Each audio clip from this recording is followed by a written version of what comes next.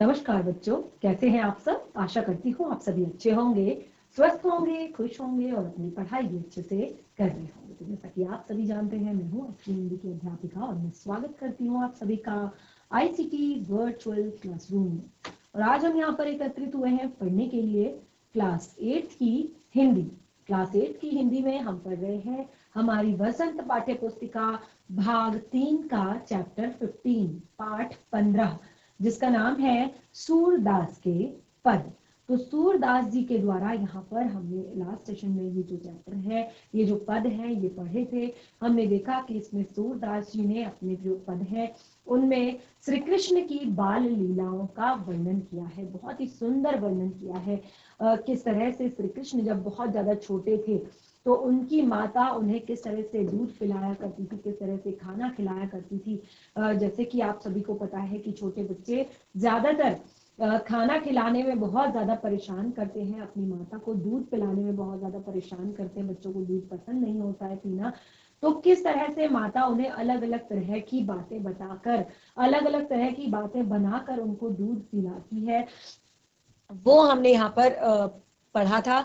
तो यहाँ पर दो पद यहाँ पर दिए गए हैं सूरदास जी के। इस जो आपका चैप्टर है इसमें दो पद सूरदास जी के दिए गए हैं। तो इसमें सबसे पहला पद जो था वो हमने यहाँ पर पढ़ा था। तो उसमें हमने यहाँ पर बताया कि श्री कृष्ण भगवान यहाँ पर अपनी मैया से शिकायत कर रहे हैं कि मैया, आप जब बार बार हमेशा मुझे एक ही बात कहकर ये दूध पिलाती हो कि मैं अगर दूध पीऊंगा तो मेरी जो चोटी है वो बलराम भैया की तरह लंबी हो जाएगी, क्योंकि उनको अपने बलराम भैया की चोटी बहुत पसंद है। और तो वो अपनी मैया से कहते हैं कि मैया कब ही बढ़ेगी चोटी, कति बार मोहि दूध पियत भई यह अजहू है छोटी। यानी कि मुझे कितना टाइम हो गया है दूध पीते पीते, और ये मेरी चोटी जो है कब बड़ी होगी, कब ये खेलते वक्त जो तू कहती बल्कि बैनी ज्यों हुए लंबी मोटी। और जो तुम कहती हो कि अगर तुम दूध पियोगे तो ये बलराम भैया की तरह लंबी मोटी हो जाएगी। काढ़त गुहत नवावत जह नागिन सी भुई लोटी। और काढ़ते वक्त, गूंदते वक्त, नहाते वक्त जय नागिन सी भुई लोटी, और ये सर्पिणी की तरह लहराएगी। काचो दूध पियावत पची पच देत न माखन रोटी। तो हमने यहाँ पर क्या बताया था कि श्री कृष्ण भगवान का फेवरेट जो है वो है माखन रोटी। और कृष्ण भगवान यहाँ पर अपनी माता से गुस्सा है, अपनी माता से नाराज हैं, कहते हैं कि तुम मुझे कच्चा दूध पिलाती रहती हो हमेशा, और मेरा फेवरेट जो माखन रोटी मुझे पसंद है वो तुम मुझे नहीं देती हो। और इसका भी रीजन है, ये रीजन भी मैंने आप लोगों को बताया था कि बच्चों को हमेशा कुछ ना कुछ चीज उनकी फेवरेट होती है और वो हर टाइम वही खाना पसंद करते हैं। लेकिन हमें अपने जीवन में संतुलित आहार ग्रहण करना चाहिए, यानी कि हर चीज, हर तरह का भोजन, दालें, सब्जियां और अनाज, फैट, ये सारी चीजें, खनिज लवण, ये सब हमें अपने भोजन में लेना चाहिए। और हमें दूध से प्रोटीन, कार्बोहाइड्रेट्स, जो भी सारी चीजें हमें मिलती है भोज्य पदार्थों से, वो सब कुछ हमें ग्रहण करना चाहिए। तो क्योंकि वो माता है, उन्हें पता है कि बच्चे के लिए क्या जरूरी है, क्या अच्छा है, इसीलिए वो उन्हें हर समय माखन रोटी न देकर दूध भी टाइम टाइम पे पिलाती है। और खास तौर पर वो उन्हें कच्चा दूध देती हैं गाय का, क्योंकि उस समय पर जो गायें हैं हरी घास खाती हैं, जंगलों में जाकर जड़ी बूटियों वाली घास खाती है, और उसके बाद गाय के दूध को सबसे ज्यादा स्वास्थ्यवर्धक माना जाता है, बहुत सारे रोगों को काटने वाला माना जाता है। तो इसीलिए उनकी माता ये सोचकर कि दूध को गर्म करके उबालने से उसमें उपस्थित बहुत सारे जो विटामिन हैं, बहुत सारे जो पोषक तत्व हैं वो समाप्त ना हो जाए, इसलिए वो उन्हें कच्चा दूध पिलाती है। तो वो कहते काचो दूध पियावत पची पची देत न माखन रोटी। बार बार हमें कच्चा दूध पिलाती हो और माखन रोटी नहीं देती हो। और इस तरह से यहाँ पर सूरदास जी दोनों बालकों को चिरंजीवी रहने का आशीर्वाद देते हैं, कहते हैं हरि और हलधर की जोड़ी हमेशा इसी तरह से बनी रहे। तो इस तरह से पहला स्टेंजा हमने यहाँ पर पढ़ा था, उसके बाद उसका भावार्थ हमने यहाँ पर क्लियर किया था, और उसके बाद हमने दूसरा स्टेंजा पढ़ा था। और दूसरा काव्यांश हमने जो पढ़ा, उसमें काव्यांश में हमने क्या पढ़ा था कि जो गांव की जो गोपियां हैं, गांव की जो महिलाएं हैं, गोपियां जो हैं, वो माता यशोदा के पास आती हैं श्री कृष्ण की शिकायत लेकर। श्री कृष्ण के बारे में वो कहती हैं, तेरो लाल मेरो माखन खायो, क्योंकि सभी को पता है कि श्री कृष्ण भगवान माखन चोरी में कितने ज्यादा एक्सपर्ट हैं। उनकी एक पूरी टीम है जो लोगों के घर घर जाकर जो है तरीके से माखन चुराया करती है।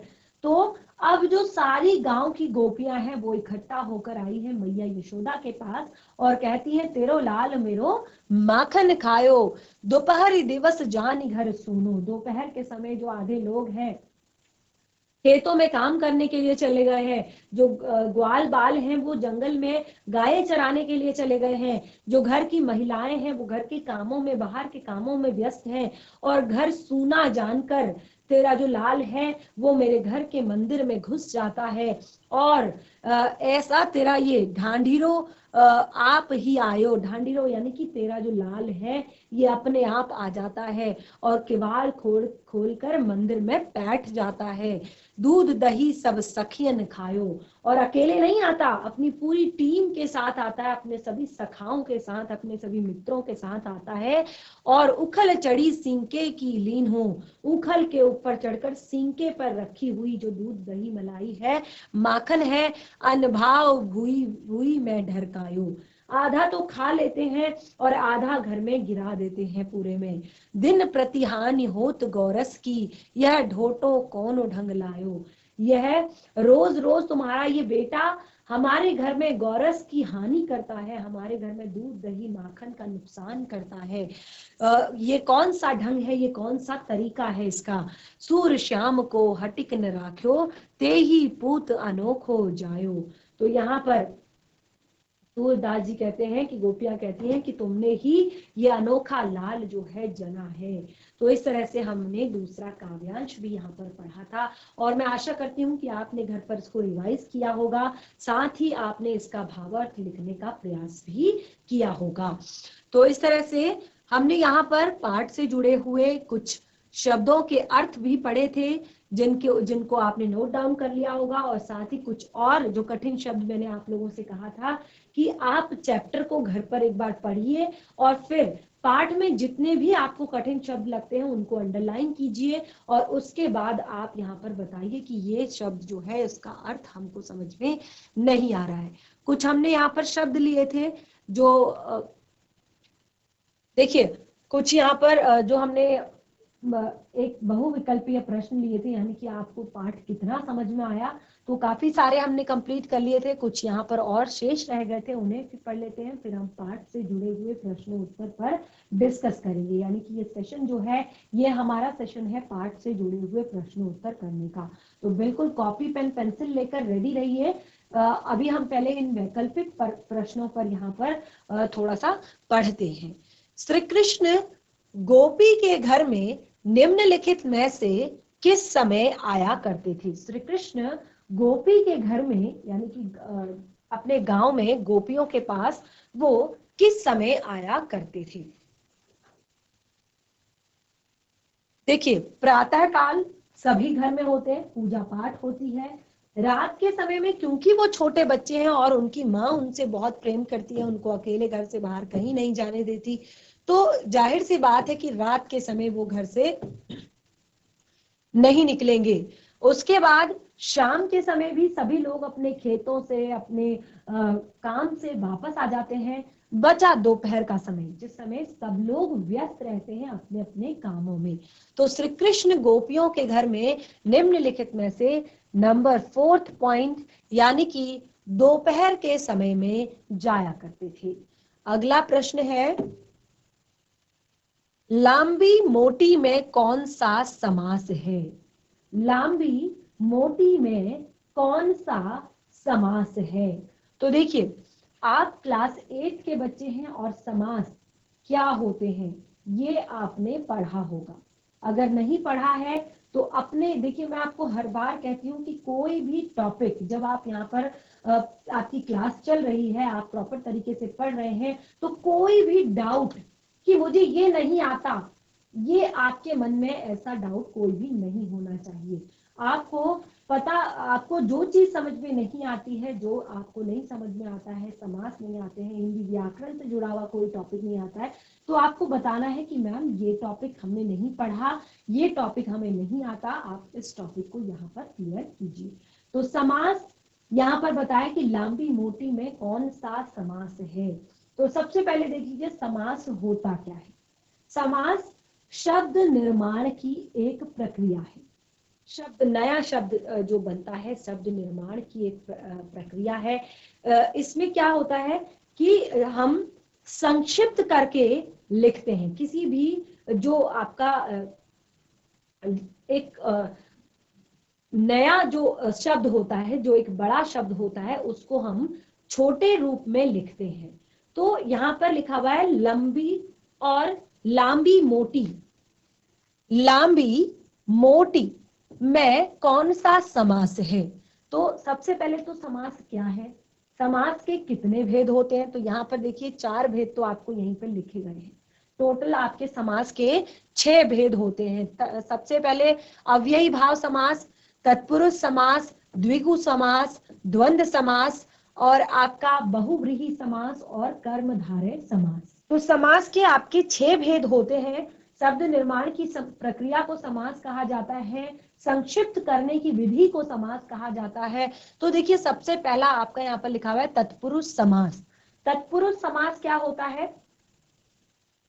जो तत्पुरुष समास होता है, इसमें आपका जो उत्तर पद होता है, यानी कि जो बाद का पद होता है, वो प्रधान होता है, और साथ में बीच में आए हुए जो विभक्ति चिन्ह है उनका लोप हो जाता है।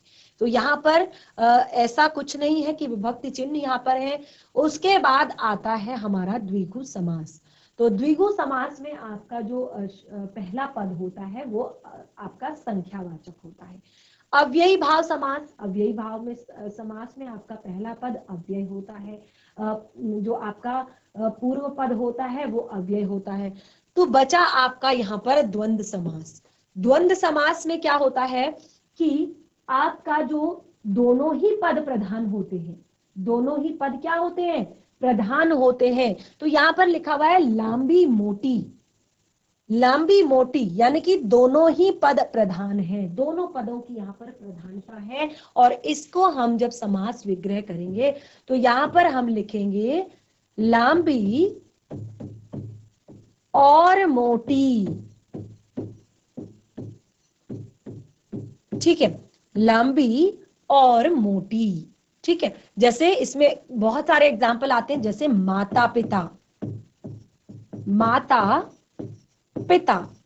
तो जब माता पिता शब्द का हम समास विग्रह करेंगे तो ये होगा माता और पिता। ठीक है, इसी तरह से बहुत सारे शब्द हैं, जैसे दिन रात, तो दिन और रात, तो ये होगा आपका द्वंद्व समास। ठीक है, अभी आपका केवल एक प्रश्न यहाँ पर आया है। इसी तरह आपके एग्जाम में और भी बहुत सारे प्रश्न आ सकते हैं। तो आपका समास जो टॉपिक है ये भी हम आपको पढ़ाएंगे, जरूर पढ़ाएंगे आपके हिंदी व्याकरण के सेशन में।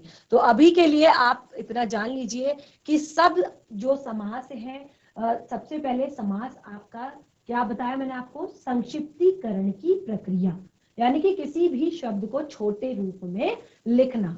और हर एक 6 भेद होते हैं समास के, 4 भेद यहाँ पे लिखे गए हैं, 2 मैंने आपको बताया, एक बहुव्रीहि समास और एक कर्मधारय समास। और 6 समास जो है सबकी अलग अलग विशेषताएं हैं। ठीक है, और उन्हीं विशेषताओं के कारण जब आपको कोई भी शब्द दिया जाता है और आप सबसे पहले उस शब्द का समास विग्रह करते हैं, यानी कि इस तरह से उसको लिखते हैं, और फिर आप देखते हैं कि इसमें क्या इसमें विशेष है। तो इसमें आप देख रहे हैं दोनों ही शब्द प्रधान हैं।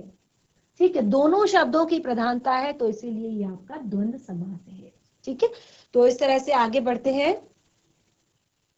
अब हमारा पहला प्रश्न आता है अभ्यास के प्रश्नों में कि बालक श्री कृष्ण किस लोभ के कारण दूध पीने को तैयार हुए हैं। बालक श्री कृष्ण किस लोभ के कारण दूध पीने को तैयार हुए हैं। तो देखिए, हर एक बच्चे को जब मम्मा उसकी खाना खिलाती है तो कुछ ना कुछ लालच देती है, कुछ ना कुछ लोभ देती है। तो यहाँ पर श्री कृष्ण की माता ने भी उन्हें एक लोभ दिया था, एक लालच दिया था। वो क्या था?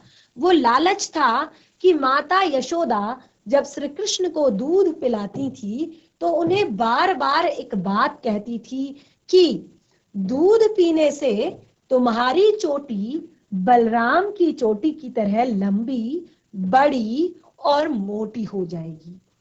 जैसे हम कहते हैं ना, आप बहुत स्ट्रांग बन जाओगे। बच्चे जो कार्टून देखते हैं या किसी को अपना आइडल मानते हैं तो हम उसको उनका एग्जाम्पल देते हैं कि अगर आपने पढ़ाई करी तो आप उनके जैसे हो जाओगे, उनके जैसे विद्वान बन जाओगे। अगर आपने अच्छे से खाना खाया तो आप स्ट्रांग बनोगे। तो इस तरह से हम अलग अलग तरह से बच्चों को क्या करते हैं, लालच देते हैं। बच्चों को एक तरह से उनको प्रेरित करते हैं कि वो खाना खाएं, वो दूध पिए। तो यशोदा मैया जो है वो बलराम भाई का, क्योंकि श्री कृष्ण को बलराम भाई की जो चोटी है वो बहुत पसंद है, तो माता उसी बात का उन्हें लालच देती है। कहती है कि तुम्हारी चोटी बलराम की तरह लंबी, बड़ी और मोटी हो जाएगी। कृष्ण अपनी चोटी को बड़ी होते हुए देखना चाहते हैं, क्योंकि वो कहते हैं कि बार बार दूध पीते कई टाइम, बहुत सारा टाइम हो गया, लेकिन मेरी चोटी तो उतनी की उतनी ही है। तो इस लोभ के कारण वो दूध पीने को तैयार हो जाते हैं, यानी कि उनको लगता है कि मैं दूध पीऊंगा तो सच में मेरी चोटी जो है बलराम भैया की तरह लंबी और मोटी हो जाएगी। ठीक है, इस तरह से पहला प्रश्न हमारा यहाँ पर क्लियर हुआ। दूसरा प्रश्न है, श्री कृष्ण अपनी चोटी के विषय में क्या सोच रहे हैं। श्री कृष्ण अपनी चोटी के विषय में क्या सोच रहे हैं। देखिए, बच्चों की जो इमेजिनेशन पावर होती है ना, वो बहुत ही ज्यादा स्ट्रांग होती है। बच्चे बहुत सारी चीजें इमेजिन कर लेते हैं, और आपने देखा होगा कि कई बार बच्चे खुद से अकेले में खेल रहे होते हैं। बिल्कुल वो इमेजिन करते हैं कि ऐसे हम गाड़ी को उड़ा रहे हैं, या कुछ भी। आपने देखा होगा छोटे बच्चे ज्यादातर अकेले में बहुत अच्छा खेल लेते हैं। जब वो साथ में होते हैं तब तो हल्ला ज्यादा करते हैं, लेकिन जब अकेले होते हैं तो वो खेलने में ज्यादा खुश रहते हैं, तो क्योंकि वो इमेजिन करते हैं। तो श्री कृष्ण भगवान यहाँ पर अपनी चोटी के विषय में क्या क्या इमेजिन कर रहे हैं, क्या क्या सोच रहे हैं।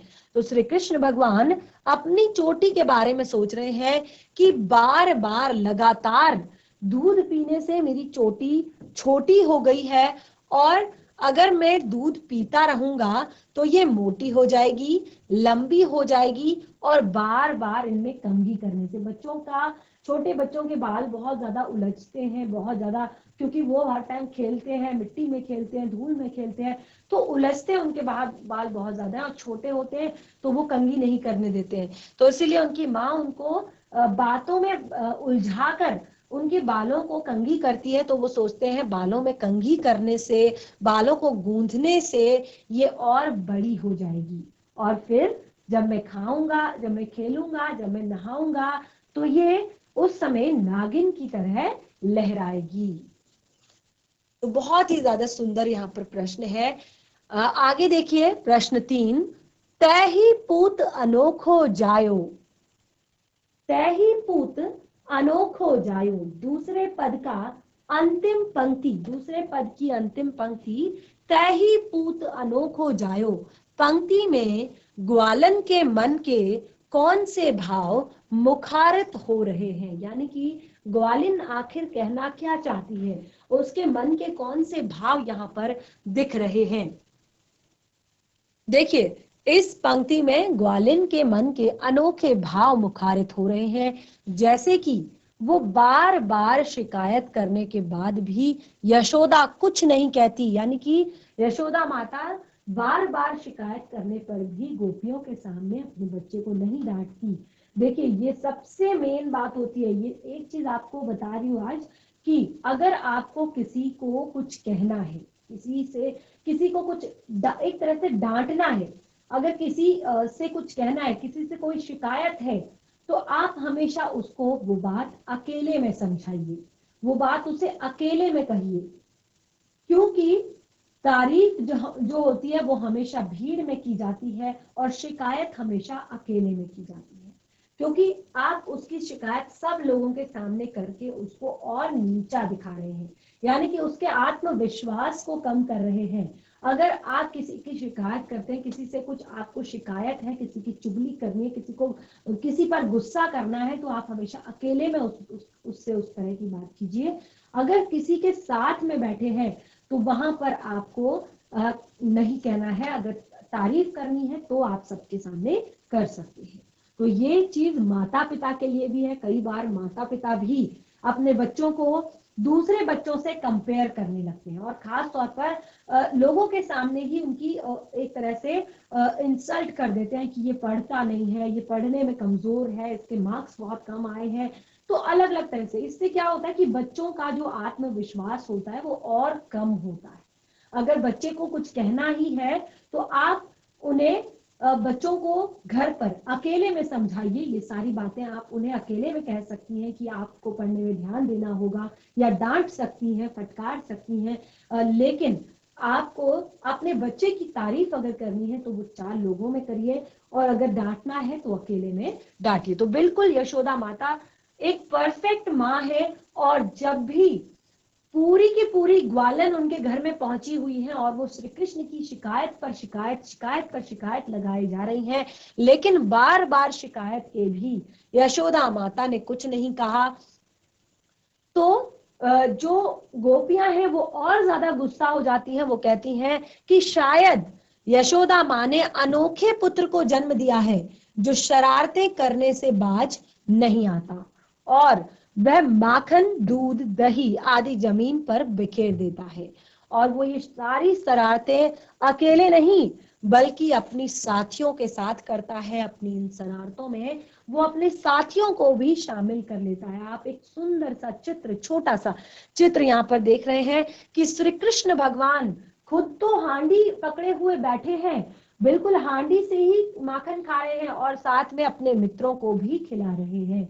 तो इस तरह से वो अकेले में शरारत नहीं करते हैं, वो सभी बच्चों के साथ मिलकर शरारत करते हैं। अगला प्रश्न है, माखन खाते और चुराते समय श्री कृष्ण थोड़ा सा मक्खन क्यों बिखरा देते हैं? देखिए, इसके पीछे एक बहुत बड़ा लॉजिक है कि वो माखन खाते हैं तो थोड़ा सा माखन जमीन पर क्यों बिखरा देते हैं।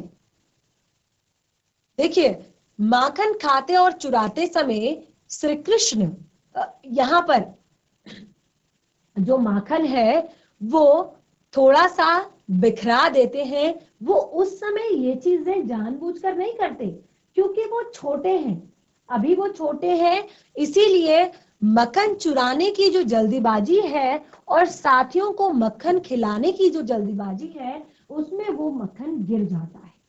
लेकिन इसके पीछे एक बहुत बड़ा लॉजिक भी है, क्योंकि श्री कृष्ण भगवान स्वयं विष्णु भगवान का अवतार है। विष्णु से ही श्री कृष्ण भगवान ने या कृष्ण का अवतार लिया है। तो वो जो माखन गिराते हैं वो एक तरह से सुख समृद्धि का एक तरह से प्रतीक होता है, यानी कि वो खा रहे हैं और साथ में सुख समृद्धि को वहां पर बिखेर भी रहे हैं। लेकिन उस समय पर क्योंकि वो छोटे हैं तो ये वो अपनी बाल्यावस्था के कारण करते हैं, यानी कि कुछ माखन वो खुद खाते हैं, जल्दबाजी होती है क्योंकि चोरी करके खाया जा रहा है, तो आधा नीचे बिखर जाता है, आधा साथियों को बांटने में नीचे गिर जाता है। तो कई रीजन है कि खाते वक्त और चुराते समय श्री कृष्ण माखन को थोड़ा सा बिखेर देते हैं। देखिए, श्री कृष्ण के 5 पर्यायवाची शब्द लिखिए। बहुत ही प्यारा प्रश्न, बहुत ही सुंदर प्रश्न कि श्री कृष्ण के 5 पर्यायवाची शब्द लिखिए। तो यहाँ पर 5 पर्यायवाची शब्द दिए गए हैं कृष्ण भगवान के। सबसे पहला कान्हा, माखन चोर, गोपाल, गिरधर, श्याम। सबके अलग अलग रीजन हैं, ठीक है। जो यहाँ पर कान्हा उन्हें कहा गया है, तो कृष्ण का दूसरा नाम ही कान्हा है। माखन चोर इसलिए कहा गया है क्योंकि वो माखन की चोरी करते हैं। गोपाल इसलिए कहा गया है क्योंकि वो गाय पालते हैं। गिरधर इसलिए कहा गया है क्योंकि उन्होंने गिरिराज पर्वत को अपनी छोटी जो कनिष्क हमारी उंगली है इस पर धारण किया हुआ था। श्याम इसलिए कहते हैं क्योंकि उनका रंग सांवला है। तो इस तरह से श्री कृष्ण भगवान के 5 पर्यायवाची शब्द हमने यहाँ पर लिखे। और बाकी इसी तरह से पाठ में आए हुए जो बाकी शब्द हैं, पर्यायवाची शब्द हैं, उनको आप यहाँ पर कर सकते हैं। जैसे दूध, दूध का पर्यायवाची क्या होता है? पय, क्षीर, दुग्ध, पीयूष। पूत, पूत का पर्यायवाची होता है पुत्र, सुत, तनय, आत्मज। देखिए आप इनको नोट डाउन भी कर सकते हैं। जितने भी यहाँ पर आपको प्रश्न उत्तर लिखाए हैं, मैंने शुरुआत में ही कहा था कि आप रेडी रहेंगे कॉपी पेन पेंसिल के साथ, क्योंकि ये आपने नोट डाउन भी करने हैं। अगला आता है आपका शब्द मंदिर। मंदिर का जो पर्यायवाची है वो है घर, गेह, आलय, निकेतन। घर, गेह, निकेतन, आलय। देवालय कहते हैं ना, देवालय भगवान का घर, देवों का आलय। निकेतन, गेह या ग्रह भी कह सकते हैं। अगला है मैया। देखिए ये जो शब्द यहाँ पर आपको दिए गए हैं, ये शब्द आपके इन पदों से लिए हैं। आप देखिए उसी भाषा में यहाँ पर पद लिखे गए हैं। शब्द मैया का पर्यायवाची शब्द है माता, जननी, माँ, जन्मदात्री। अगला है हरि। हरि का अर्थ है प्रभु। पर्यायवाची शब्द है प्रभु, परमात्मा, ईश्वर, नारायण, ईश। इसी तरह से अगला शब्द है दिवस। दिवस का पर्यायवाची है वार, दिन, दिवा। अगला है भुई। भुई का पर्यायवाची होता है पृथ्वी, भू, भूमि, जमीन, वसुधा, अवनी।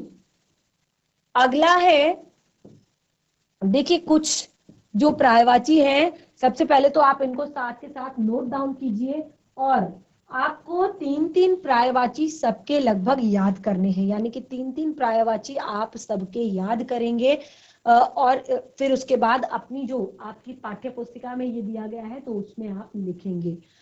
सखा, सखा का अर्थ होता है मित्र, मीत, सहचर, दोस्त। अगला शब्द है अनोखा। अनोखा का पर्यायवाची होता है विचित्र, अपूर्व, निराला, अनूठा। अगला शब्द है सूना। सूना यानी कि निर्जन, सुनसान और विजन। तो ये आपके कुछ पर्यायवाची शब्द हैं जो आपके इस पाठ में आए हुए हैं। और कुछ यहाँ पर विपरीतार्थक यानी कि जो विपरीत अर्थ देते हैं, विपरीतार्थक जो आपके शब्द हैं, ये इनको आप विलोम शब्द भी कहते हैं। ठीक है ना, विपरीत अर्थ प्रकट करने वालों को ही विलोम शब्द कहते हैं। जो शब्द का एक जैसे अर्थ प्रकट करने वालों को पर्यायवाची शब्द कहते हैं और विपरीत अर्थ प्रकट करने वाले शब्दों को विलोम शब्द कहते हैं। तो जो शब्द आप यहाँ के दिए गए हैं, जैसे अनभावत, अनभावत का है अतिभावत। नोट डाउन भी कर लीजिए साथ के साथ। आपकी पाठ्य पुस्तिका में ये जो शब्द हैं ये दिए गए हैं, तो वहीं पे भी आप इनका उत्तर लिख सकते हैं। खेली, खोली। खोली का अर्थ होता है, विपरीतार्थक होता है बंधकर। मोही, मोही का विपरीतार्थक होता है तोही। मोही मतलब मैं, तोही मतलब तुम। मोटी, मोटी का विपरीतार्थक होता है पतली। ठीक है। भूई, भूई यानी कि भूमि। भूमि का विपरीतार्थक है आसमान। दिवस, दिवस का अर्थ है दिन। तो दिन का विपरीतार्थक शब्द है रात्रि। दिन का विलोम शब्द है रात्रि। लांबी, लांबी का अर्थ होता है लंबी और इसका विपरीतार्थक शब्द है छोटी। इसी तरह से कांचो, काचो का अर्थ होता है कच्चा, कच्चा। कच्चे का विपरीतार्थक अर्थ शब्द है पक्का, ठीक है। चिरजीवो, चिरजीवो यानी कि चिरंजीवी, चिरकाल तक जीवित रहने वाला, चिरजीवो। चिरजीवो शब्द का विपरीतार्थक शब्द है क्षण भंगुर, पल में नष्ट होने वाला। चिरजीवो आशीर्वाद दिया जाता है, चिरंजीवी भव, चिरंजीवी यानी कि चिरकाल तक जीवित रहो। क्षण भंगुर, क्षण भंगुर यानी कि पल में नष्ट होने वाला, ठीक है। तो ये कुछ शब्द जो आपकी पाठ्य पुस्तिका में आए हुए हैं, उनके हमने पर्यायवाची भी यहाँ पर पढ़ लिए, आपके विलोम शब्द भी हमने यहाँ पर पढ़ लिए। तो काफी कुछ हमारा इस चैप्टर से यहाँ पर कंप्लीट अभी तक हो चुका है। तो इस तरह से ये चैप्टर हमारा यहाँ पर कंप्लीट हो चुका है। अब यहाँ पर श्री कृष्ण के बाल लीलाओं में सबसे प्यारी लीला है ये माखन चोरी। और देखिए उसी पर कुछ बहुत सारे जो भजन हैं वो भी यहाँ पर लिखे गए हैं, तो उनको भी आप सुन सकते हैं, उनको भी पढ़ सकते हैं। अब देखिए ये आपकी पाठ्य पुस्तिका में दिए गए प्रश्न हैं, जिनमें से काफी प्रश्न हमने यहाँ पर कर लिए हैं और कुछ प्रश्न जो हैं वो रह गए थे। तो देखिए जैसे पहला प्रश्न है ये हमने कर लिया है कि बालक श्री कृष्ण किस लोभ के कारण दूध पीते हैं। तो बालक श्री कृष्ण जो है वो अपनी चोटी बलराम भैया की तरह लंबी करना चाहते हैं, इसीलिए वो दूध पीते हैं।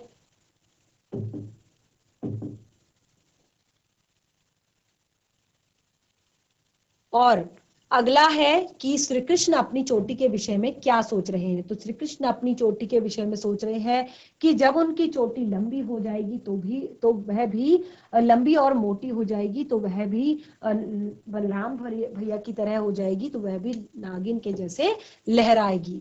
अगला है कि श्री कृष्ण दूध की तुलना में श्री कृष्ण को कौन से खाद्य पदार्थ अधिक पसंद है। तो दूध की तुलना में श्री कृष्ण को माखन रोटी सबसे ज्यादा पसंद है। उसके बाद अगला तैही पूत अनोखो जायो, मैं यहाँ पर यशोदा के लिए कृष्ण जैसा पुत्र पाने पर ईर्ष्या की भावना, उनके ईर्ष्या की भावना यानी कि उनको जलन हो रही है, उनको गुस्सा आ रहा है कि उन्हें श्री कृष्ण के जैसा पुत्र प्राप्त हुआ है, और इसीलिए वो इस बात पर यशोदा माता को बार बार उलाहना दे रही है। देखिए माखन चुराते और खाते समय देखिए यहाँ पर जो माखन क्यों गिर जाता है, इसके लिए हमने पढ़ा था क्योंकि वो अभी बहुत छोटे हैं और वो खुद आधा खाते हैं और आधा अपने सखाओं को खिलाते हैं, और इस तरह से खिलाने के कारण और छींके पर चढ़कर माखन चुराने के कारण माखन गिर जाता है। एक प्रश्न हमारा यहाँ पर शेष रह गया था कि दोनों पदों में से आपको कौन सा पद अधिक अच्छा लगा है। दो पद यहाँ पर दिए गए हैं, तो दोनों पदों में से आपको कौन सा पद अधिक अच्छा लगा है। तो देखिए ये प्रश्न जो है आपके लिए है, यानी कि इस प्रश्न में आपने बताना है कि आपको कौन सा जो है पद अच्छा ज्यादा लगा। तो यहाँ पर जो हमें उत्तर दिया गया है उसमें बताया गया है कि इसमें पहला पद ज्यादा अच्छा लगा है, लेकिन क्योंकि आपने भी दोनों पद पढ़े हैं तो ये होमवर्क में आपके लिए, इसे नोट डाउन कर लीजिए। ये वाला प्रश्न आपको खुद से बताना है, क्योंकि यहाँ पर आपको रीजन भी देना है कि आपको क्यों अच्छा लगा। तो इसीलिए इस आंसर को आप नोट डाउन नहीं करेंगे, केवल प्रश्न आप टिक मार्क करेंगे और साथ में उसमें होमवर्क लिखेंगे। घर पर आपने पूरा चैप्टर पढ़ लिया है, चैप्टर को रिवाइज कर लिया है, पाठ से जुड़े हुए प्रश्न उत्तर डिस्कस कर लिए हैं, तो अब आपको क्लियर हो चुका है कि कौन सा पद ज्यादा अच्छा है। इस तरह से दूसरे पद को पढ़कर बताइए कि आपके अनुसार उस समय पर श्री कृष्ण की उम्र क्या रही होगी। जो दूसरा पद पढ़ा था दूसरा क्या, जो पहला पद भी था तो उसमें भी श्री कृष्ण की उम्र उस समय पर क्या रही होगी, क्योंकि जैसे कि मैंने आपको बताया पहले के समय में जो बचपन के जो पैदाइशी जो बाल होते थे उन्हें नहीं काटा करते थे, वो लंबे होते थे। काफी समय बाद जब बच्चा गुरुकुल में जाता था उस समय पर वो बाल काटे जाते थे। तो दोनों पदों को, लगभग दोनों पदों को ही पढ़कर हमें लगता है कि उस समय श्री कृष्ण की उम्र 4 से 5 से 7 साल के बीच रही होगी, क्योंकि 4 साल से छोटा बच्चा ये सारे काम नहीं कर सकता। 4 साल से 7 साल के बीच उनकी उम्र रही होगी। और अगला यहाँ पर, क्योंकि उनके छोटे छोटे हाथों से सावधानी बरतने पर भी श्री कृष्ण जो है वो माखन इधर उधर गिरा देते हैं। बाकी बहुत सारे देखिए यहाँ पर शब्द हैं, ये हमने कर लिए हैं, पर्यायवाची शब्द भी हमने कर लिया, समानार्थी शब्द भी हमने कर लिए, और जो विलोम शब्द हैं वो भी हमने कर लिए। तो इस तरह से हमारा जो पूरा चैप्टर है वो कंप्लीट हो चुका है। पाठ को हमने पूरी तरह से पढ़ लिया है और मैं आशा करती हूँ कि आपको ये पाठ पसंद आया होगा और आपने प्रश्नोत्तर भी नोट डाउन किए होंगे। तो इस तरह से हमारा जो आज का सेशन है वो यहीं पे समाप्त होता है। आपका आज का होमवर्क है कि आप पाठ से जुड़े हुए प्रश्नोत्तर घर पर करें, और कोई भी डाउट इस पाठ से हो, कोई भी दिक्कत हो, समझ में ना आया हो, प्रश्नोत्तर में कोई डाउट हो तो उसको डिस्कस करें नेक्स्ट सेशन में। तब तक के लिए धन्यवाद। आपका दिन शुभ हो।